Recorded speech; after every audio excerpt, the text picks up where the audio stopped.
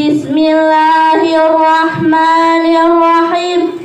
Assalamualaikum warahmatullahi wabarakatuh. Waalaikumsalam warahmatullahi wabarakatuh. Alhamdulillahi rabbil alamin. Wabihi nasta'in ala umuri dunya waddin. Wa ala alihi wa sahbihi ajma'in. Amma ba'du. Pertama-tama dan yang paling utama, tiada kata yang paling indah dan megah syairnya para pujangga. Tiada senandung lagu rindu yang lebih merdu dan syahdu dari tembangnya seorang gadis yang sedang dilanda rindu. Bersulang intan bertetes permata bagi jiwa sang jejaka yang sedang dilanda cinta dan asmara. Tak lain dan tak bukan hanyalah untuk memanjatkan puji beserta syukur kehadiran Allah ilahi Rabbi. Salawat dan salam tak lupa pula kita kirimkan kepada Nabi yang telah tiada, namun ia tetap ada. Kepada beliau yang beribu jarak dengan kita, namun hati selalu terpaut kepadanya. Dialah Nabi pembawa cinta, membimbing kita menuju surga. Dialah Nabi yang selalu dirindu, rasanya ingin segera bertemu. Dan dialah Nabi utusan Allah, penutup risalah agama yang sempurna. Beliau adalah baginda Nabi besar Muhammad sallallahu alaihi wasallam. Kata-kata penghormatan saya yang mulia kepada almarhum Abu, semoga rahmat Allah selalu mengalir kepada beliau beserta keluarga.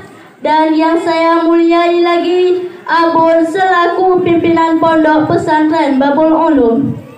Dan yang saya hormati Ustadz dan Ustazah yang telah mengajari kami dengan penuh kasih sayang. Dan yang saya segani teman-teman seperjuangan. Terima kasih saya ucapkan kepada Tungku Protokol yang telah mencabut nomor undian saya. Tujuan dan maksud adalah untuk mengupaskan satu tema cerahan pidato yang berjudul Kondisi Wanita di Belantara Dunia. Ma'asyiral muslimin rahimakumullah. Pada masa modern ini, pembicaraan tentang wanita adalah pembicaraan yang telah menyita banyak waktu semua orang, baik dari kalangan awam maupun dari kalangan intelektual.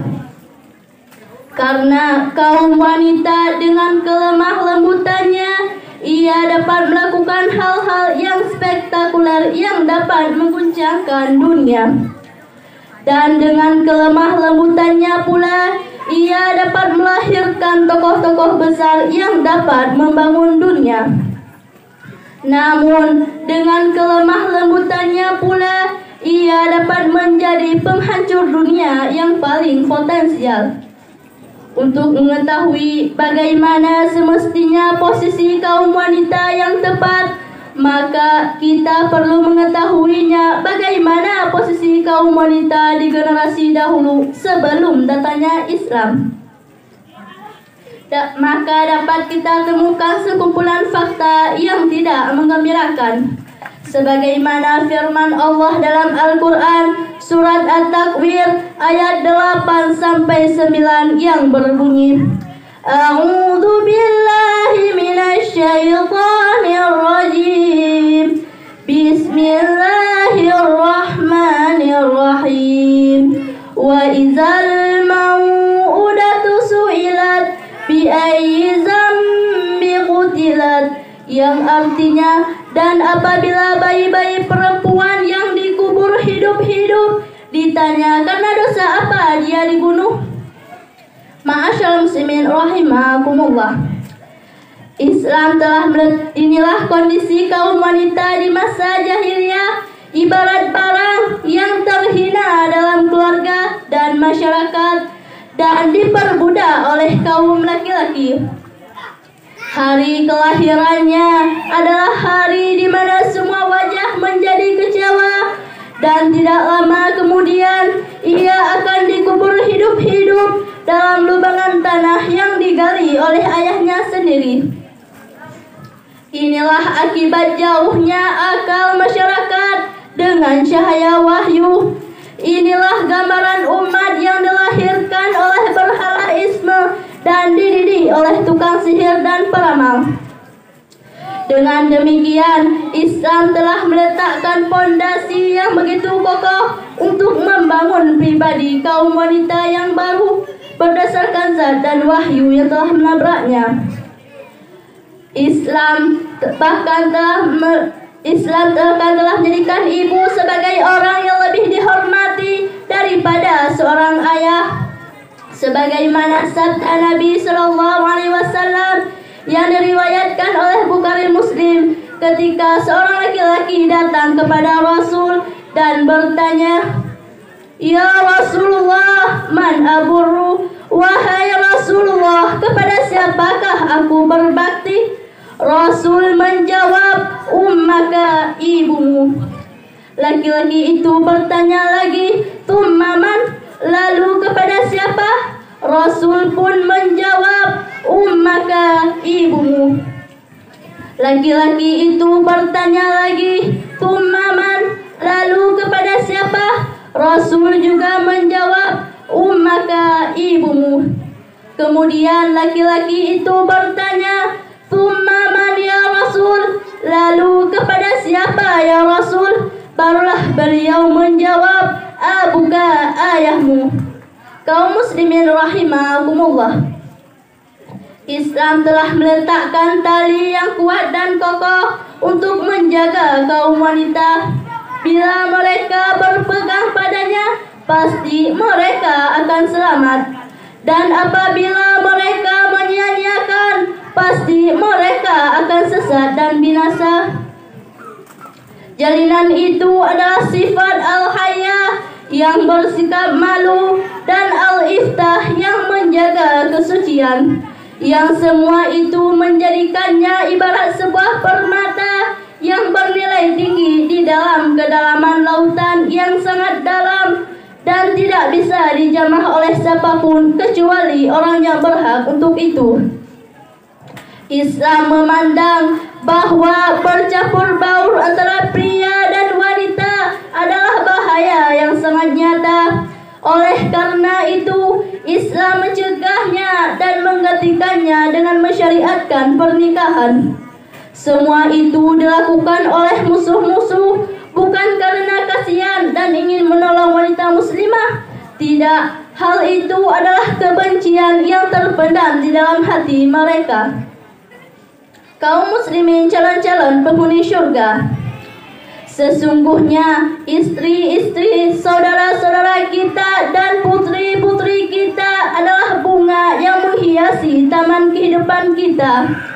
Mereka belahan hati kita semua, namun kita hampir saja tidak dapat merasakan kehidupan dan keindahan bunga tersebut karena ada tiupan angin yang sebentar lagi akan merenggutnya. Saudara-saudara, tahu tidak siapa angin kencang itu? Ia adalah angin yang mengajak mereka untuk melepaskan hijabnya dan mendorong mereka untuk bercampur baur dengan kaum laki-laki yang bukan mahramnya, dan membisikkan di telinga mereka agar mereka membuang rasa malu mereka dan mau bercampur baur dengan kaum pria.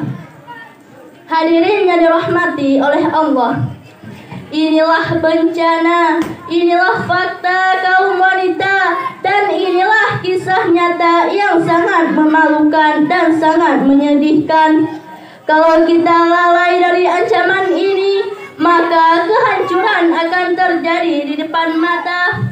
Bangkit dan sadarlah wahai saudaraku, mari sempurnakan iman kita dalam setiap warna kehidupan. Nah, dari syarahan saya di atas dapat kita ambil beberapa kesimpulan. Yang pertama, Islam telah mengangkat derajat kaum wanita dari lembah yang hina dina kepada derajat yang mulia.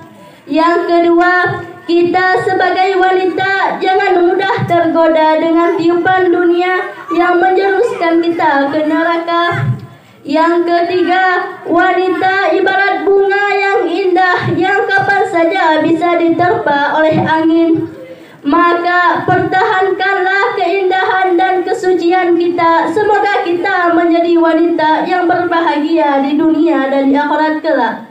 Amin amin ya rabbal alamin. Hanya inilah yang dapat saya sampaikan. Mohon maaf atas kesalahan dan kekurangan. Saya akhiri, wabillahi taufiq wal hidayah. Wassalamualaikum warahmatullahi wabarakatuh. Waalaikumsalam warahmatullahi wabarakatuh.